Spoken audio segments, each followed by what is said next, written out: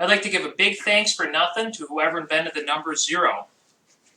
So the premise of this bit was I was going to do this live in front of everybody and tell progressively harder math jokes. And then whenever the audience stopped laughing, I was going to cut the act short. What's great about this being over Zoom is I'm going to assume you're enjoying every joke I tell and tell all the jokes I have straight through. As I was working for this act, I had a dream I was being attacked by 1, 3, 5, 7, and 9. I guess you could say the odds were against me. All right, why is 6 afraid of 7?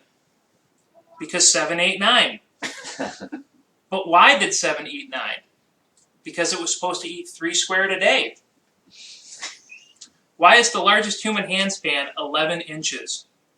Because any longer and it would be a foot. Why are math books so depressed? Because they're full of problems. What did the Italian mathematician say when he finally removed his curse? Hexagona!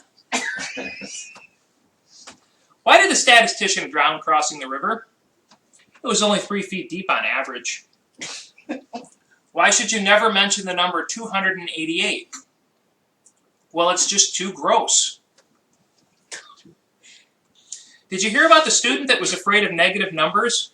Yeah, they would stop at nothing to avoid them. The student was a little superstitious, though. They put glasses on for math class because they felt like it improves division. Well, those glasses didn't help much because the teacher called them average, and that was a mean thing to say. What do you call 2,000 pounds of Chinese broth? 1-ton soup. And where do you buy 1-ton soup? At the stock market. Hey, when it's cold, why should you go into the corner of the room? Because it's always 90 degrees there. Why was the acute angle sad? Because it was never right. What do you feed a baby parabola? Quadratic formula. Say, if you pour root beer into a square glass, do you just have beer? What is the ratio of an igloo's circumference to its diameter? Eskimo pie. What do you call a dessert made out of 453.6 graham crackers? A pound cake. 2 cats are on a sloped roof. Which cat slides off first? The one with the lowest mew. There are 10 kinds of people in this world. Those that understand binary and those that don't.